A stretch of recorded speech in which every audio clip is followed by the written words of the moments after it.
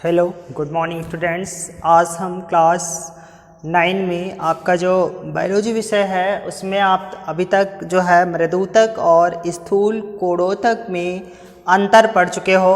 तो उसी क्रम में आज हम स्थूल कोणोतक तथा तीसरा जो हमारा सरल स्थायी ऊतक था दृढ़ ऊतक उसके बारे में यानी दृढ़ोतक के बारे में अंतर पढ़ेंगे, क्योंकि क्रम से हम कर रहे हैं। तो आइए आज का हमारा वीडियो जो है difference between collenchyma and sclerenchyma यानी कि स्थूल कोण ऊतक और दृढ़ोतक दोनों में ही अंतर है।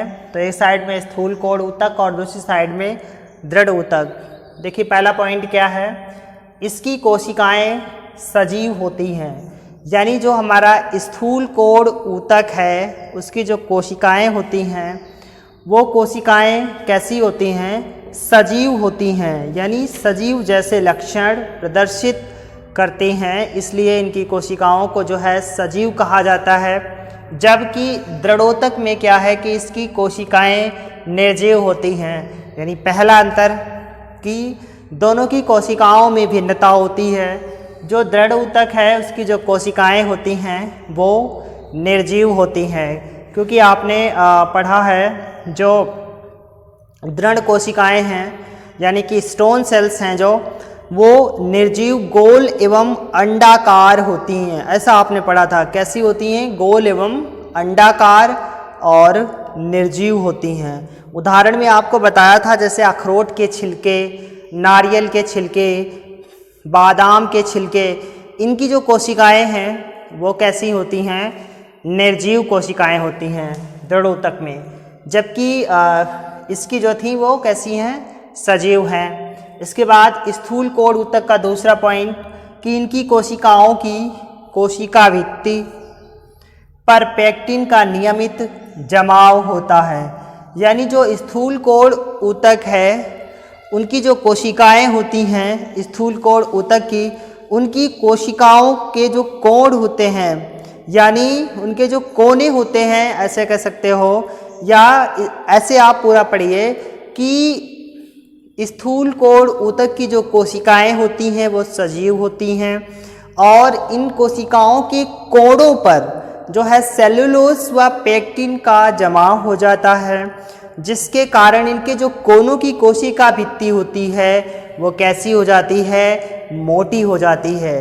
और साथ ही साथ जो स्थूल कोण ऊतक की कोशिकाएं होती हैं उनमें जो पेक्टिन का जमाव होता है वो कैसा होता है, नियमित होता है, यानी इनमें ये जमाव नियमित होता रहता है। अब इस प्रकार आप कह सकते हो कि स्थूल कोण ऊतक की कोशिकाओं के कोणों पर पेक्टिन पदार्थ जमा हो जाता है, या स्थूल कोण ऊतक की कोशिकाओं की कोशिका भित्ति के कोण यानी कोशिकाओं की कोशिका भित्ति के कोनों पर नियमित रूप से पेक्टिन का जमाव होता रहता है, जिसके कारण उनके जो कोने होते हैं वो स्थूल हो जाते हैं या मोटे हो जाते हैं। इसी कारण इनको स्थूल कोण ऊतक भी कहा जाता है।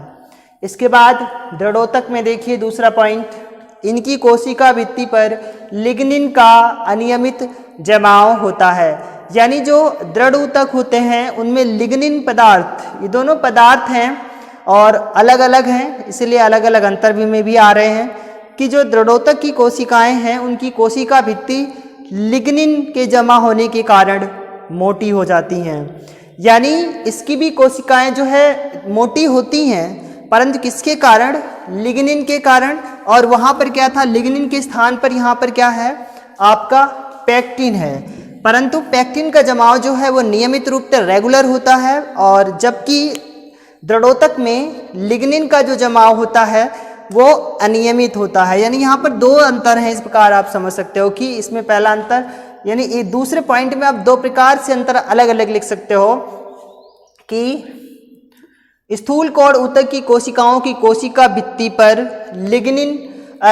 कोशिका भित्ति पर पेक्टिन का जमाव होता है और पेक्टिन का जमाव नियमित रूप से होता है। और इसमें है दृढ़ोतक की जो कोशिका भित्ति होती है, कोशिकाओं की कोशिका भित्ति में लिग्निन पदार्थ का जमाव होता है, जिसके कारण इसकी कोशिका भित्ति मोटी हो जाती हैं। और अनियमित रूप से जमाव होता है, यानी लिग्निन का अनियमित रूप से जमाव होता है।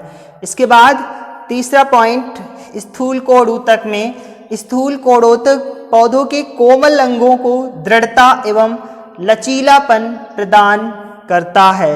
यानी जो स्थूल कोण ऊतक है इसका ये कार्य है कि जो पौधे के लचीले अंग हैं, पौधे के जो कोमल भाग हैं, तो पौधे का जो मुख्यतः कोमल भाग होता है वो पत्तियां होती हैं, तो उन पत्तियों पर ये क्या करता है, पत्तियों को दृढ़ता मजबूती प्रदान करता है, साथ ही साथ लचीलापन भी प्रदान करता है। लचीलापन पौधे के कोमल भाग में जो पौधे का कोमल यानी नई निकली हुई कलिका या तना होता है उसको ये लचीलापन प्रदान करता है, क्योंकि हवा जब वायु बहती है, हवा बहती है, तो पौधे की जो कोमल भाग है उनमें लचीलापन नहीं होगा तो वो टूटने के ज़्यादा अवसर यानी ज़्यादा चांसेस रहते हैं, इसलिए वो जो है उनमें लचीलापन उनको टूटने से बचाता है।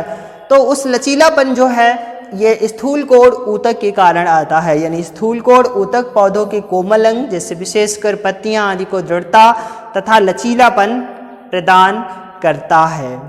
इसके बाद दृढ़ ऊतक, देखिए दृढ़ ऊतक जो है वो पौधों के विभिन्न अंगों को यांत्रिक शक्ति प्रदान करता है, यानी ये विशेषकर कोमल अंगों को स्थूल कोण ऊतक, जबकि दृढ़ोतक है वो पौधे के सभी अंगों को, यानी पौधे के विभिन्न अंगों को जो है यांत्रिक शक्ति, यांत्रिक सहायता प्रदान करता है। यांत्रिक शक्ति के कारण ही जो काफ़ी लंबे लंबे वृक्ष होते हैं, पेड़ होते हैं, वो कई कई वर्षों तक जो है आधार से लगे रहते हैं, यानी खड़े रहते हैं। तो इसका मुख्यतः काम है दृढ़ोतक का पौधों को यांत्रिक शक्ति प्रदान करना, यानी पौधे के विभिन्न अंगों को यांत्रिक शक्ति प्रदान करना। जब पौधे के सभी अंगों को यांत्रिक शक्ति प्रदान होगी तभी पौधा कई कई वर्षों तक मजबूती से खड़ा रहेगा। इसी के साथ आज का यानी वीडियो बहुत ही छोटा था, परंतु फिर भी हमारी सिलेबस में है और हमें पढ़ना था, तो आज का हमारा ये टॉपिक स्थूल कोण ऊतक और दृढ़ोतक में अंतर दोनों में समाप्त होता है। आप अपनी कॉपी पर इसको फेयर करना। आज के लिए बस इतना ही, आपको मिलते हैं नए वीडियो में एक नए टॉपिक के साथ।